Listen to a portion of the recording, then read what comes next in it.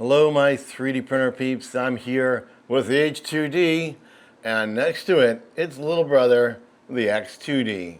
And today we are going to replace the flow blocker.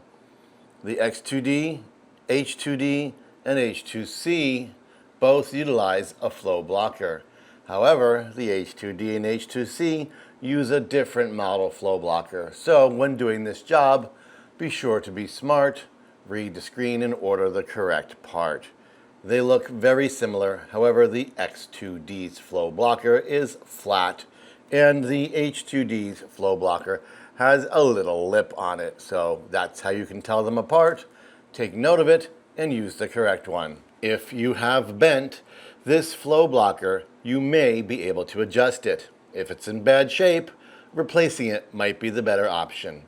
Let's go over both of those things right now.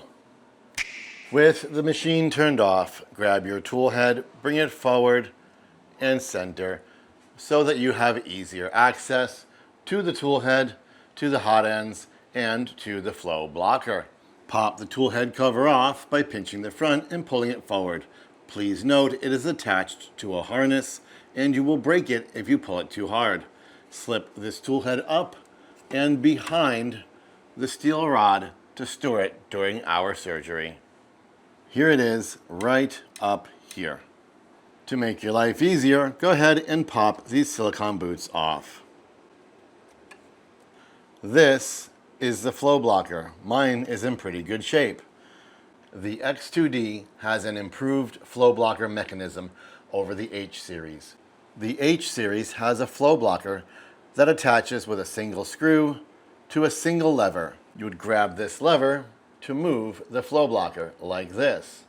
However, the X2D is hiding a lever behind this bracket. Reach back here and you will very clearly feel it. Use that lever instead to easily move the flow blocker left and right between left and right nozzles. The nozzle itself will move on its own. In order to adjust a bent flow blocker, bring it to the center. With the flow blocker in the center, bend it up or down until you are happy with its position, and then return it left.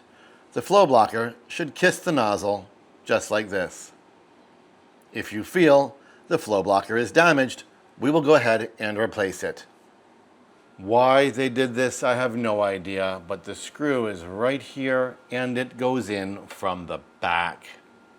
Hold the bracket in place, reach around, and unscrew it from behind. This microscopic screw, this flow blocker. Position the new flow blocker in place.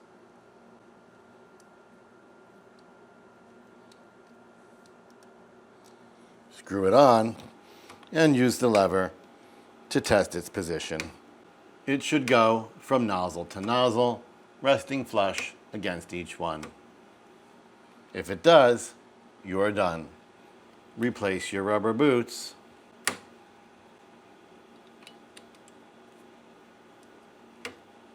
and get back to work. As you can see, replacing the flow blocker is easy. However, it's something you should know how to do. It's not if, it's when you bend or break one. I'm Mr. Greg, and you're on 3D Rundown.